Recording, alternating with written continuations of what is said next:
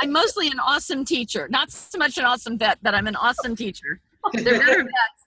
They're better vets, but may not be any better teachers. And she's modest. And I toot my own horn, too. I was going to say, she's very humble and modest as well. Well, if you don't toot your own horn, other people may not do it for you. So I'm all for that.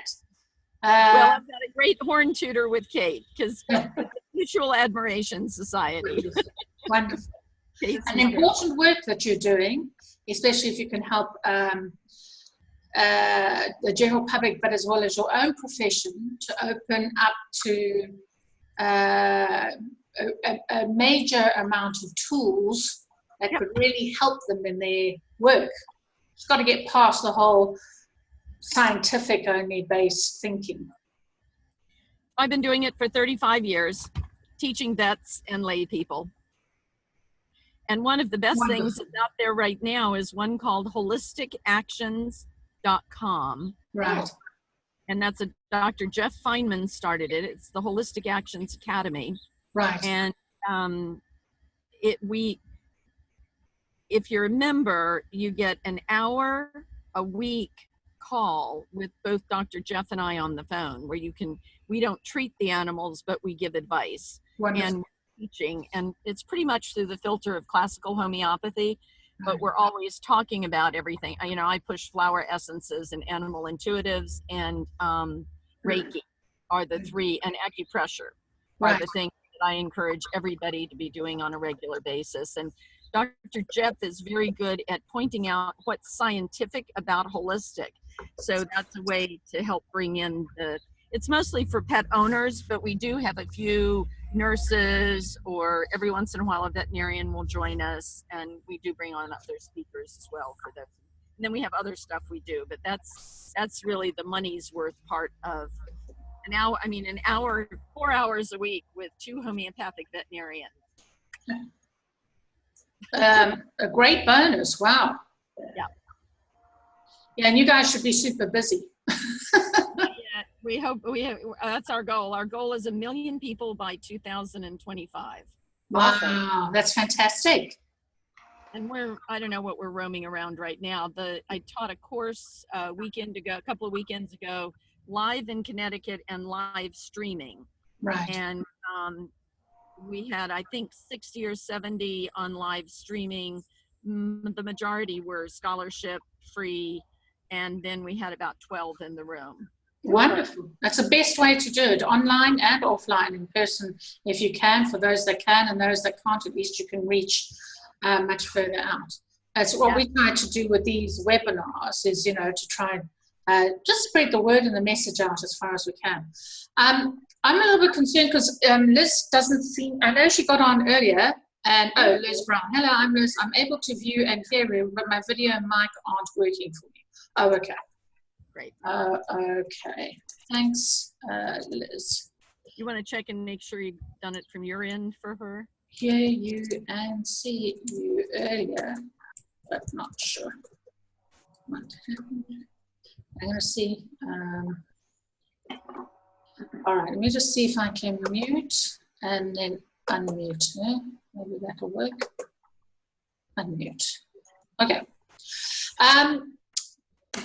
Kate needs to dash in about 15 minutes time, so I would like to go ahead and start. I know that we've had a couple of emails from people who couldn't make it, so I'm actually going to now record this live webinar, because we weren't actually going to record it. We were hopefully going to chat to everybody, but I understand what happens daytime with a lot of people, and it's kind of midday-ish your end, where it's about 8 p.m. my end. So Liz, thank you very much. And Christina, lovely to have you online with us. We are thrilled to be able to share our very last virtual tour. This webinar is really just to give a little bit of a taste of the amazing adventure that Kate and myself have created and put together. For those who really love elephants as our main focus animal, but is also very interested to hear and experience the amazing opportunity that we have to visit Kenya, one of the countries that I believe to be real Africa. And so next 15 minutes or so, we're going to take you literally on a virtual tour of what we're doing, why we're doing it, and give you a little bit of a taste of the actual 10 days itself. So thank you for being here live. I really appreciate that. My name's Tamar Peters. I'm going to be your main host tonight, but Kate's going to help support me with that. So what I'd like to do now is just, right, let me share my screen with everybody, and then I can share screen. That's all the technical stuff. And let's do the slideshow. Slideshow. All taking a little while. Yep. And from the beginning. All right. So our main agenda is the introduction to the organization, which is called Avatar Adventures. It was something that I created 4 to 5 years ago, and that has more recently in the last few years focused mainly on helping endangered wildlife species through the events that we do and spreading the message. Then there'll be a quick introduction by myself and then Kate, just about who we are and why we're involved and why we love what we do, and why we've created what we have. And then we'll take you on the virtual tour and then have a few minutes for question and answers at the end. Right, hopefully everybody can see it. Sorry, I've got my little proxy up here. Let me just remove all these very strange things that are popping up on my screen. Right, we are a conscious-based organization offering what I call purposeful adventures in support of specific endangered wildlife species. A few years ago, my idea and concept of purposeful travel came to fruition when I visited the White Lions of Timbavati in South Africa. And that's how this whole creation evolved over the last couple of years. And so it is basically travel. It's more than a safari. It's really about education, reconnecting with the land, the people, and the animals. Our mission and our vision as Avatar Adventures is really to create awareness about the plight of endangered wildlife, to assist financially and energetically the charities that focus on specific projects to help save our endangered wildlife species from extinction. And we have chosen the charities that we support very carefully. They're very much on the ground with regards to everyday management and hands-on with the work that they do. And that was a very important distinction for us. To provide a safe space for those called to reawaken what we call their instinctive connection with nature through interspecies communication and personal transformation. Now, this might be an unusual topic for some people, but interspecies communication is now being proven, and there is a very large and successful industry around it, primarily focused on the domestic market, but a growing one, especially in this wildlife space. Kate being one of those wonderful people who understand and appreciate that we have many lessons to learn from nature, and obviously those wonderful wild animals in nature. And we also want to provide the opportunity to learn how, as individuals, we can make a difference, because sometimes it seems overwhelming because there are so many challenges when it comes to protecting wildlife, and we want to give everybody the opportunity to find their way, as I have done with these adventures and Kate with the work that she does, of how we can contribute to making a difference. So that's really our mission and vision as Avatar Adventures. Just a little bit about me. You may have noticed my accent is a little bit different. I am actually from South Africa, even though I was born in Zimbabwe. I left when I was very young. And I left South Africa 15, 16 years ago now, mainly because I wanted to try and experience new things. I absolutely love travel, and I love to be in places where I can really experience the different cultures and so on. So I actually moved to the UK, and then just under 5 years ago, I came here to Spain. My background has been in event management for over 28 years, and in what I call conscious business leadership or conscious business lifestyle. And that really is my passion, and it links right into my experience and journey with animals pretty much throughout my life.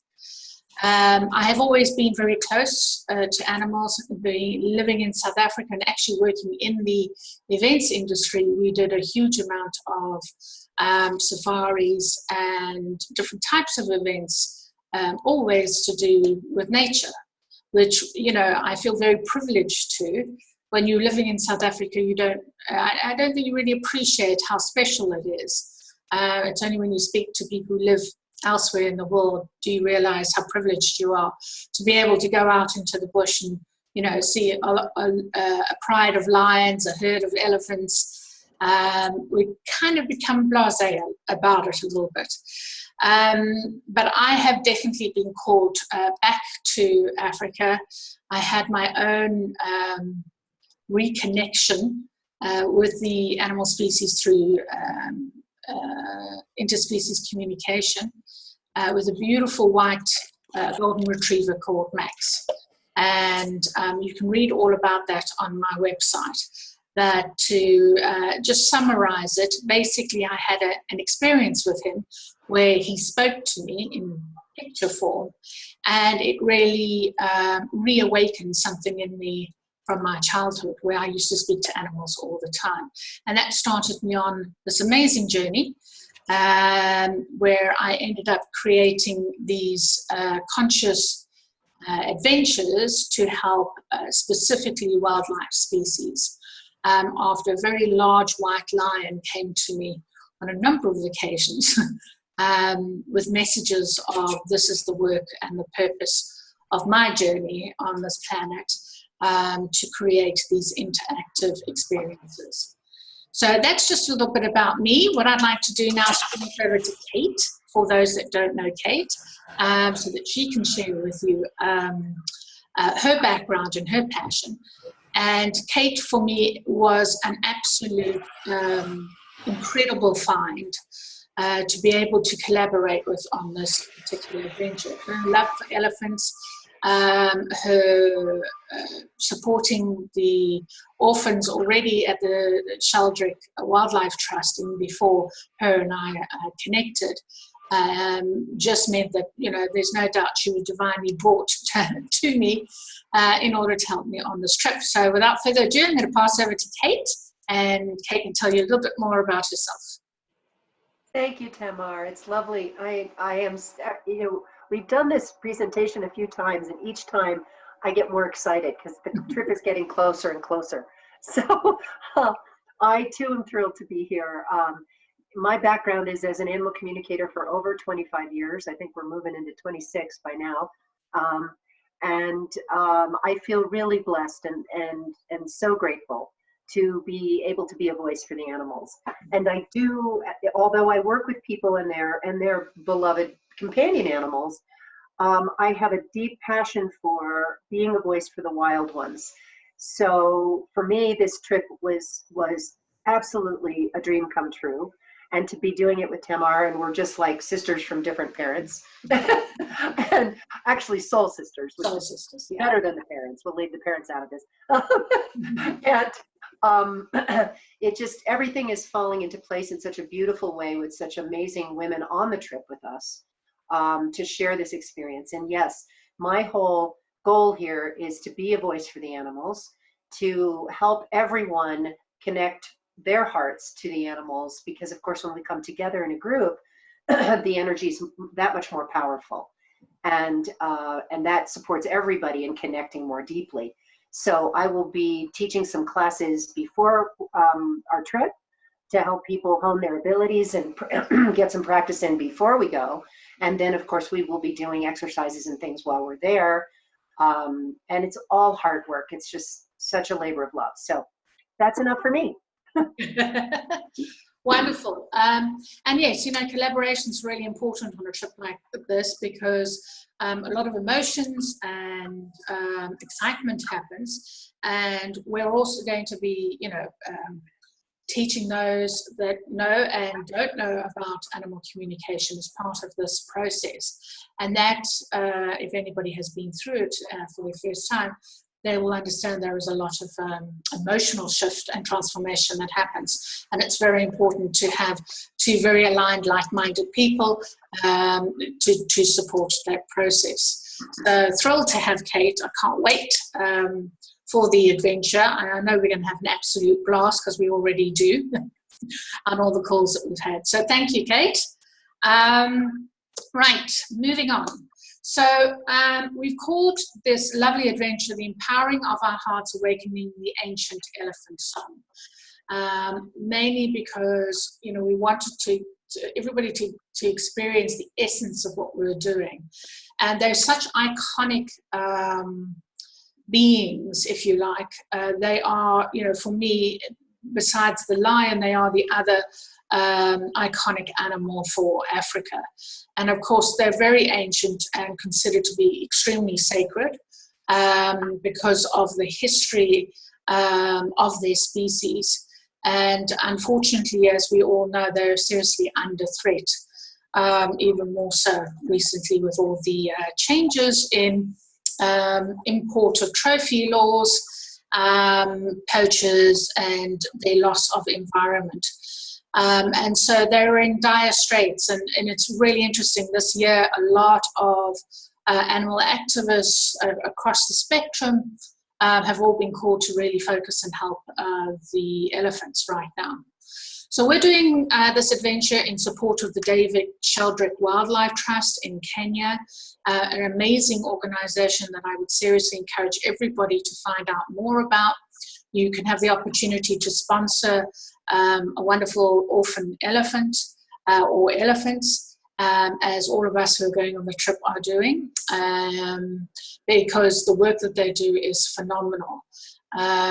They have, I think, reintroduced over 300 elephants, having raised them from little babies to young ones up to fully grown elephants, because of their hard work and dedication.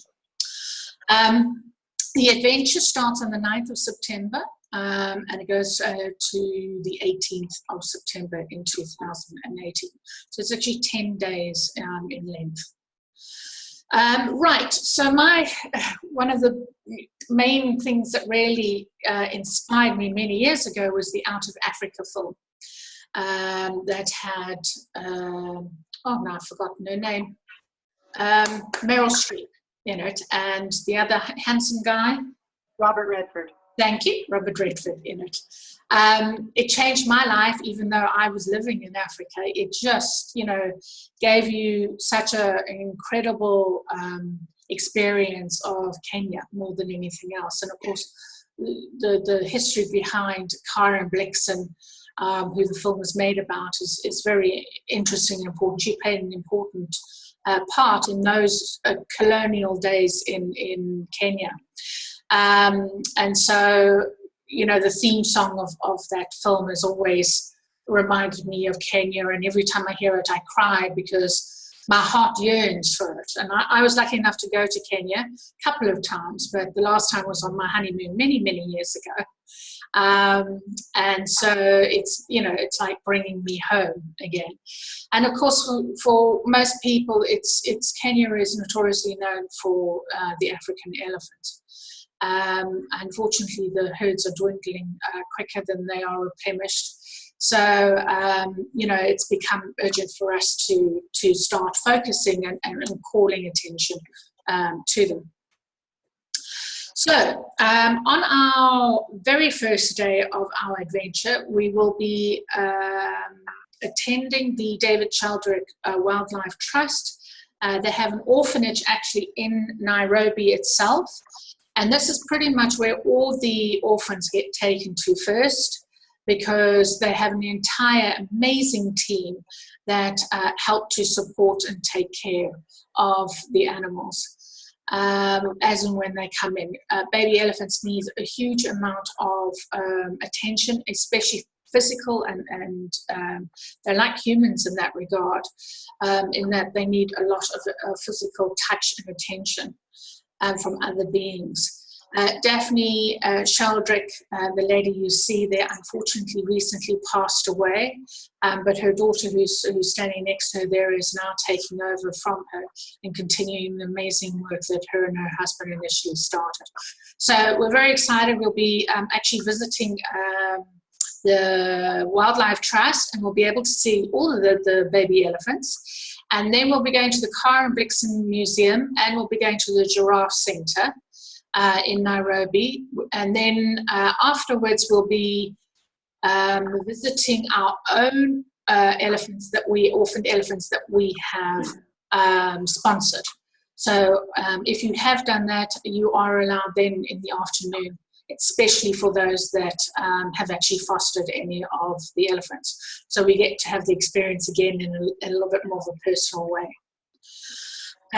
From there, we then start our journey into the various amazing wildlife parks that Kenya has to offer. Tsavo National Park being one of the biggest parks. Actually, quite a lot of the orphan elephants go to the kind of bigger and more mature location of Tsavo Park, a little place called Voi, which we're actually going to go visit, where the teenage elephants will be and the more grown-up elephants before they get released back into the wild. And again, run by the Sheldrick Wildlife Trust. But it's based in the Tsavo National Park. And just to give you some idea, it's one of the oldest parks in Kenya. It's about just over 13,747 square kilometers. It has volcanic outcrops on it, and some wonderful waterfalls. We'll be staying at the Voi Wildlife Lodge, which is amazing. Most of the places we'll be staying at are either lodges or camps, and they're what I call middle range. They're not very expensive, and they're not, camping. So a little bit of luxury, but without it being excessive. So very comfortable. And, a lot of the places, all of the places actually, Kenya is a very tourist-orientated location because of the nature of the beautiful wildlife parks that they offer. So they are very well set up for tourists. So we try to choose places that are not overly tourist orientated, ones that are a little more conscious in that regard. We then go to Amboseli National Park, and in fact we're taking a bit of a detour, and I put this especially into the trip because of the opportunity. You see the largest wildlife herds, and particularly the elephants, in Amboseli Park. And it's also where we'll get to do the opportunity to look at Mount Kilimanjaro. And so it's a beautiful location. And again, an iconic scene with the mountain in the background, the beautiful flat-topped acacia trees, and then the herds of elephant. We will also be doing a number of training sessions, animal communication training sessions, which Kate is going to do 2 of them before we travel. So those that are booked on will then come to that, and then we'll do 1 on the actual trip. And what we're hoping to do is, in each day's experience, is to be able to apply the tools and techniques that we're taught into each experience that we have every time we go out on one of the game drives. So, it gives you a really different feel and essence of the trip when you start to come from your heart base instead of just taking pictures with your camera. Of course, you can take pictures with your camera too, but we really want to be able to connect with the land and the animals so that we can have a deeper engagement with them and experience with them. You know, when we've done this in the past, in previous events, it's been extraordinary. We did it when we went to Kruger National Park, and we saw all the big main attraction species before lunchtime, which nobody else experienced. And so I think a lot of that has to do because we come in with the right intention and the animals can feel it. So we get very blessed with the amazing things that happen. Right, then we move on to Lake Navashia.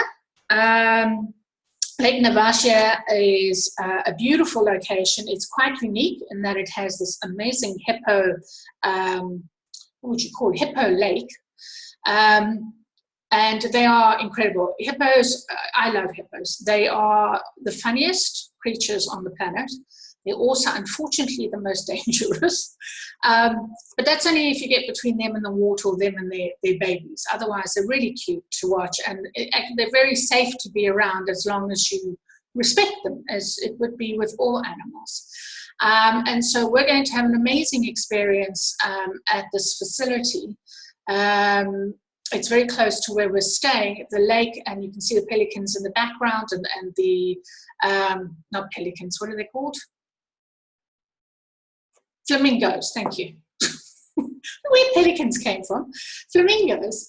And yes, we'll be actually taking a boat ride in the lake with the hippos. So that should be a lot of fun. Of course, safety is always the number one important factor. So we'll be having a safari on the lake, which I think is quite unusual and lovely. And we'll be staying at the lovely, I think it's called Lake Navashia Lodge. And as you can see, there's quite a lot of wildlife walking around, which should be really interesting experience. A little bit of fun there. I'm sure they're very used to humans.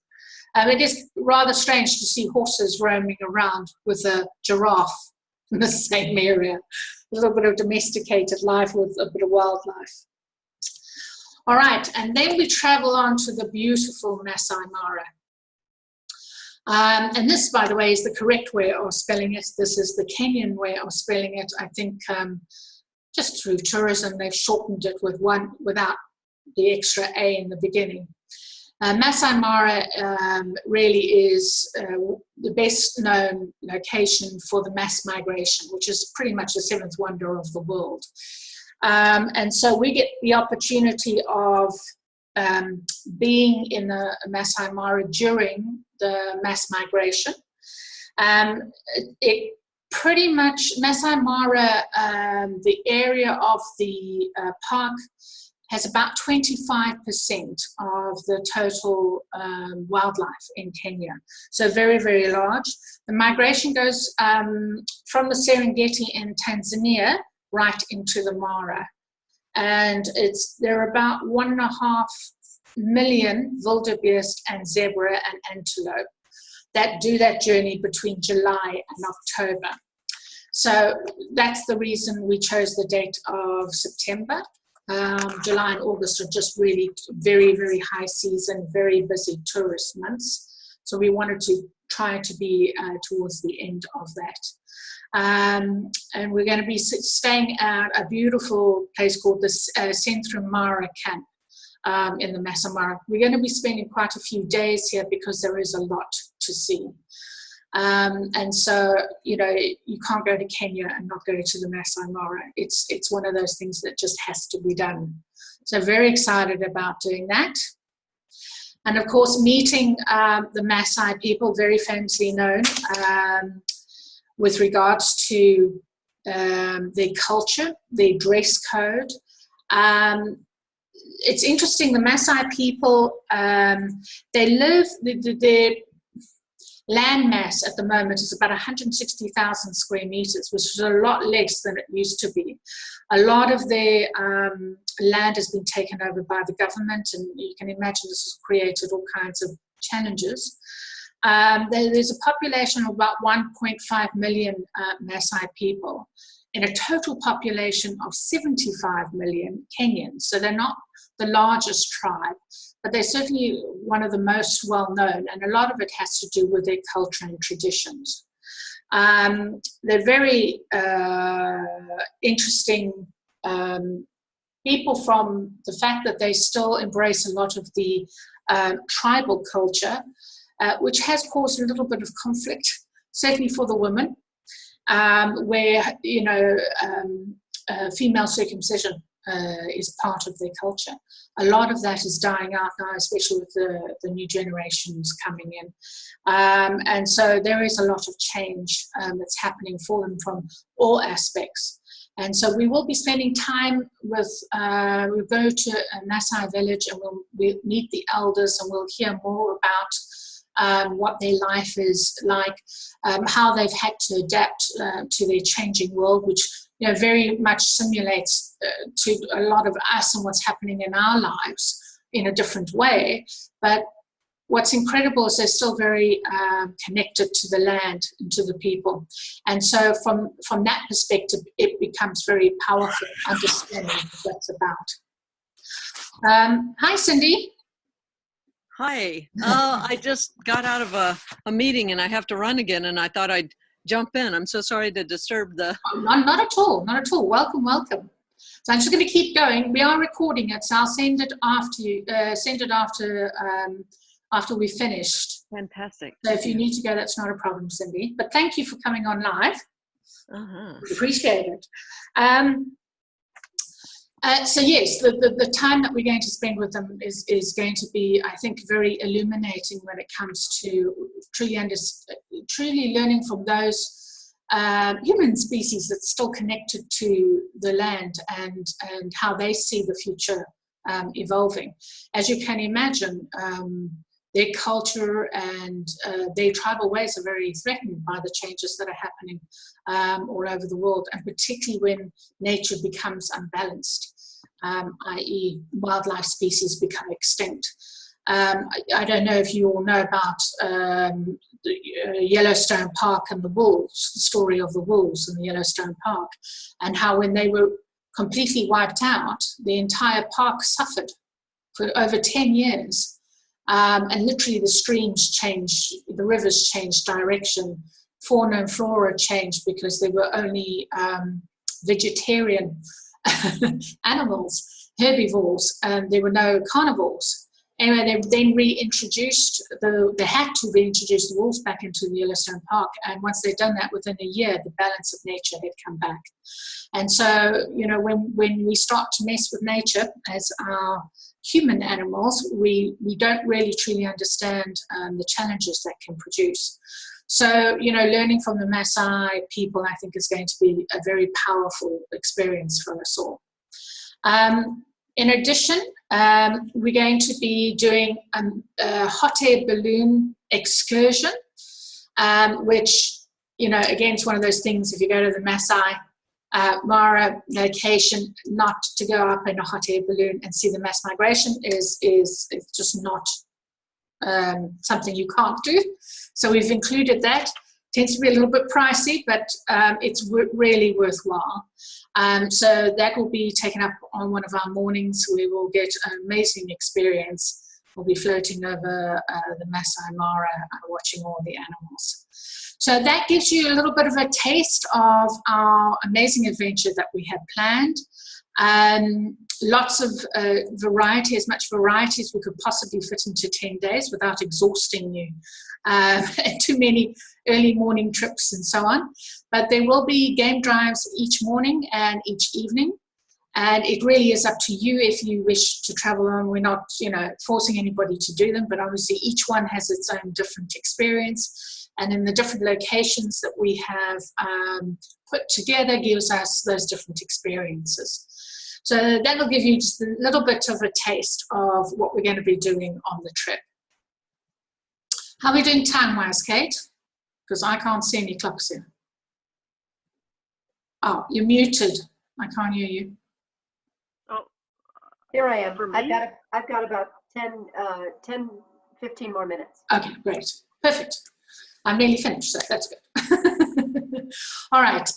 So the investment for the trip for the 10 days is $5,500 US dollars per person. At the moment, all the single accommodation has already gone, so it's only shared accommodation that's available. We have 5 places left. We don't take a very big group, mainly because of the work that we do and the amount of attention and personalization that we like to offer and encourage. We like to keep the groups really small. We will be on our own private, what do you call it? 4x4. Yeah, I've got words floating in my head that are not coming to my mouth. It's very annoying today. So our own 4x4. So, we'll be in our own group, which I think will work really well for us, because there are a number of things that we're going to be doing, for instance, meditations and so on, and having discussions about our experiences that I think will be rather different to those that are just on a normal safari. So we paid a little bit extra to do that, and got as comfortable Land Rovers as we possibly could. So yes, we only have shared accommodation left and only 5 places left. Our closing date for registrations is the 15th of July. So that doesn't give you a lot of time. It's in 5 days' time. And unfortunately, the reason we need to do this is, of course, we need to do the final numbers, but also for the purpose of people traveling to book their flights. The price doesn't include flights, but it is necessary to ensure that everybody has enough time to organize what they need to. So their flights and their visa. And then get packing and answer all the questions and so on, because it's only 6 weeks away now, I think. Yeah, 9th of September. In addition, we have one of the follow-up interspecies sessions with Kate after the adventure. We also have the Elephant Council recording that Kate will be sending out, which is amazing.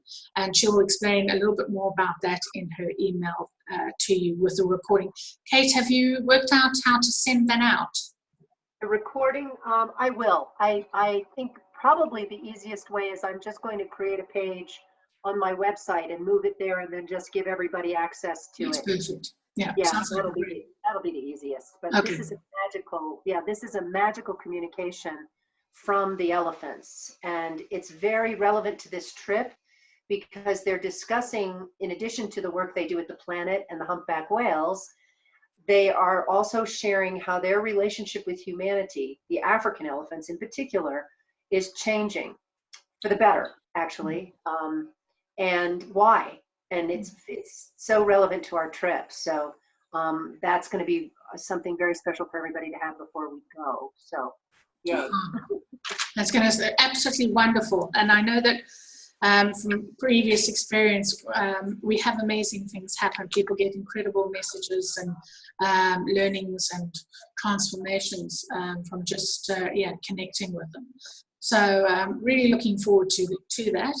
And then a conscious living session with myself. It's really about the 7 principles of conscious lifestyle. And this really is just to help people to be more aware and awaken to the shifting consciousness that's happening, especially around wildlife and the benefits of really connecting with wildlife. And nature and the healing properties of all of that. And certainly from my own personal experience, I can, very much be an advocate for it because it's pretty much saved my life. So I'll be sharing that with everybody on that. Great. It does, it's just, we'll share our stories because I'm sure there are a lot of people that have experienced the same things. Right, in addition, we have an add-on tour, which is for 5 days. It's to Mombasa, which is the coast of, it's the coast region of Kenya. Absolutely beautiful. It looks like Barbados. It pretty much could be. So a very different, feel to it. But magnificent white beaches, blue waters, great.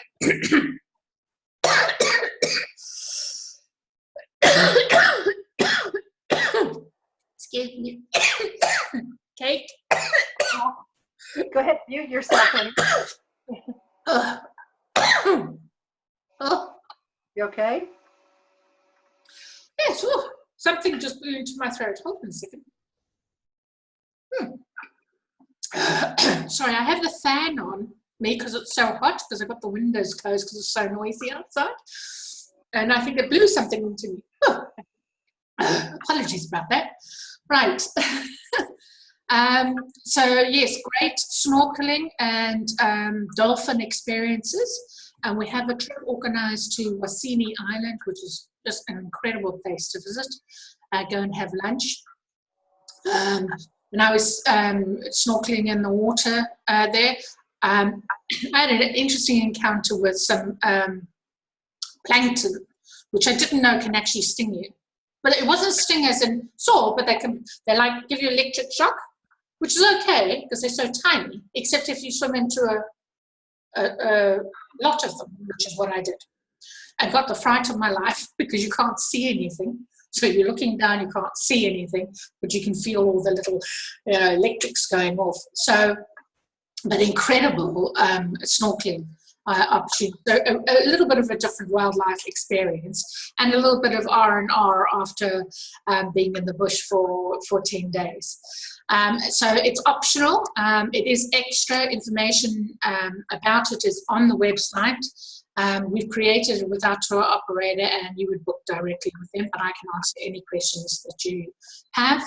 And it is for 5 days. It's to maximize your time that you're out there, because for some people it's going to be a once in a lifetime opportunity to go to Africa. So we just thought we would give that opportunity to experience something different. Right. Asante, which means thank you. That's all that I have to share about our wonderful adventure. We're very thrilled and excited. We have 5 people who've already signed up, and so it's everything's planned and sorted. Our flights and things are done. So if anybody has any questions, this is the time now to ask, as I'm happy to answer anything I can. For those that haven't been able to make the recording, please make the recording, make the live webinar, and listening to this as the recording, please just email me if you have any questions. Does anybody who is on here live at the moment have any questions?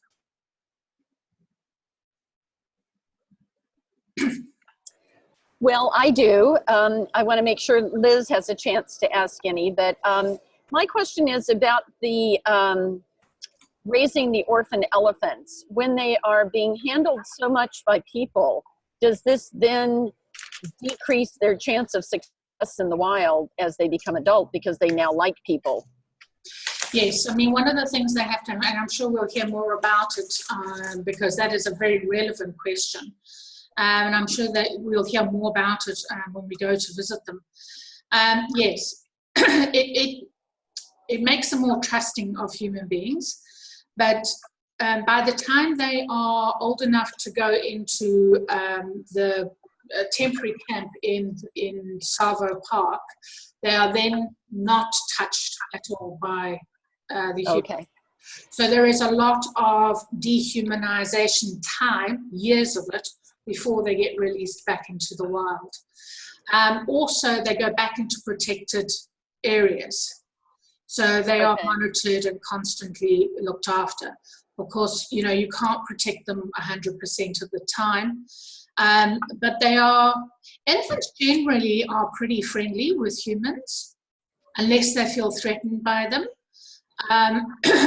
Unfortunately, when they're caught off guard or from a distance where they can't feel or see a human, which is usually the case, then yes, it's a problem. So no, I don't think it affects them in that regard. Okay. Thank you, Tamara. Kate, have you thought about in conversation with the elephants there, talking about if they have developed any strategies for working with the birds, for instance, to particularly the hawks or other raptor type birds, to set up an early warning system so they can protect themselves. I don't know if they've not thought about it or if the elephants who die were meant to, but it would seem to me that they're wise enough to set up something like that, but maybe haven't thought about it. Ah, I love that. What a great idea. I haven't asked them who they're cooperating with, and might they not cooperate with someone like the birds to get some warning and some help. So I really do want to explore that with them, because you're right, they may just not have thought of it. I did want to also address your question about, when the babies are transitioned away from humans. The other thing that happens is they enter into a teenage herd, and so many of those elephants are teaching the young ones, okay, this is how this works. We're going to be moving away from our human family into our elephant families, and this is why. So I know that there's a great deal of orientation from the other elephants to the youngsters, and helping them transition that, because of course they lost their elephant mothers, and now they're going to lose their human friends who they've grown to love. And so there's a tremendous amount of compassionate support from the teenage elephants, and then the bigger matriarchal herds, I guess it's a couple herds, that they will then join in the protected area. So that's how a lot of that happens. And what about the use of flower essences during those transition times? Well, that would be lovely to speak with, to speak with Angela, who is now taken over for her mother, and see if they, but being British, I'd be really surprised if they had not worked with the flower essences, or being, British. But you never know. Yeah. Yeah, but that absolutely. I was going to bring up rescue remedy for sure with those babies who've been so traumatized. And walnut for transition. Yep, and elm. Yeah, it's interesting about the birds. They do have. There are birds that do help in the wild. We certainly see it with the zebra and most of the antelope, and the wildebeest, which are the lion's favorite food. Is there are different birds that tend to, like with the elephants, they tend to hang around. They eat all the little yummy bits off the bugs off the animals. And so yes, there is an early warning system. And even for the meerkats, same thing, they get an early warning system from the birds, so they do rely on each other. However, in the big savannas, where there's less of those, or maybe not the same type of birds, it would be interesting to find out in those situations whether or not they are. But I've certainly seen it in the kind of smaller, more growth, where there are more trees and so on, environments where the birds do make a very particular, they call it a shrieking call, and it really is very specifically to all animals that danger is approaching. However, they don't do it with humans, which is a pity. Because if they did it with humans, there'd be a lot less poaching. So, yeah, it's just because they're not used to, they're not used to us as predators, if you like. They right. And that's the shift for us to help them make, maybe. Correct. I have one more, looking at the acacia trees there. Yes. There's a wonderful book called Hidden Messages of Trees by Wobinski, or Wolowinski, Yes. a German man. And he talks about how the acacia trees, this is more of a giraffe thing. When a giraffe comes to begin to eat an acacia tree, it sends a chemical that makes its leaves taste bitter. But because it takes 10 or 15 minutes for the chemical to get into the leaves, it also sends a separate hormone out to all the other acacia trees, so they can start generating that ahead of time. So then only a few trees get eaten, but not all of them, and the giraffes move on. Isn't that amazing? Huh? That nature takes care of its own. Yes, and if you've seen the acacia trees, they're full of thorns. I mean, they're not easy, pleasant trees to chew on. But yes, you know, there's the symbiosis and the connection and it's incredible in nature how things really work. And we know so little about it, but what we do know is amazing. It's just not getting out into where it needs to be out into. Yep. So that's another one to talk about that I love using that example. It'll be Well, amazing. there was another one about the kudu in South Africa being, all these kudu were dying in certain one part of the area, not in the other. And there were no wounds. And it was the acacias saying they're being overeaten and producing these lectins that then couldn't be digested. And so they basically ate all this and starved. But once the balance was restored between the number of kudu and acacia, the acacia stopped doing that. So there's this tremendous communication going on between the trees too. Yes. It's so powerful, all of this. So we'll talk to the trees too. Right, absolutely. Yeah. And Tamara, you told about the Yellowstone story, and they reintroduced wolves into Yellowstone. And within a few years, the balance was restored, and even the rivers went back to their normal place. That's correct. So it was literally a year where they started to see the impact of the wolves and the balance. I mean, and again, it comes back to simple philosophy. For us as human species to understand, the further we get disconnected from nature and focus on the wrong things, the more we put our own species in jeopardy. Absolutely. Correct. And, you know, nature is starting to fight back. You know, you're starting to see it happening on a regular basis now. So it's time, you know, generally for everybody to wake up and start to make a difference in their own lives. As well as in whatever they would like to focus on, you know, as their passion. Did you see Liz put a question in the chat? Did you? Oh, why? Yeah, it says, will there be opportunities to practice animal communication with the animals at any of the locations to be visited? Yes, and I answered her. Oh, Yep, okay. I just texted her. Okay. You guys were having a conversation. Yep. So she's got it. And there will be, of course, but we want the whole recording to hear that. Yes, there will be, right? Absolutely. Yes. Yes. Everywhere, all the time. Yes, everywhere, all the time. This is right. Yes, because you know, that is kind of one of the core focuses is having that experience through interspecies communication, that connection through the heart space. That really evolves and totally changes that experience. We have some photographers that are coming, you know, professional photographers that are coming on the trip, and some of them haven't done animal communication, so they're in for a real treat. Because when you connect in a different way than just taking photographs, and you can connect with that heart connection and then take the photograph, it totally transforms the experience. And so you photograph the essence and the meaning of the animal rather than just the visualness of it. So yes, every opportunity we've got, we will be doing that. And again, it's one of the reasons why it's great that we have our own personal 4x4 to do it in. Otherwise, people would think we're a bit crazy. Tamar and Christina and Liz, I'm going to have to sign off. I have to run, but you please feel free to keep chatting, and love to you all. And I can't wait. You will just, what a wonderful experience for you, Kate. I'm just so tickled that you and the others get to go, but you know, because I love you dearly, I'm just so tickled you get this opportunity. Thank you, sweetie. Thank you so much. Bye-bye. Thanks, Kate. Bye. All right. Well, thank you, Christina, and thank you, Liz, for being on here live. I really appreciate you and your time.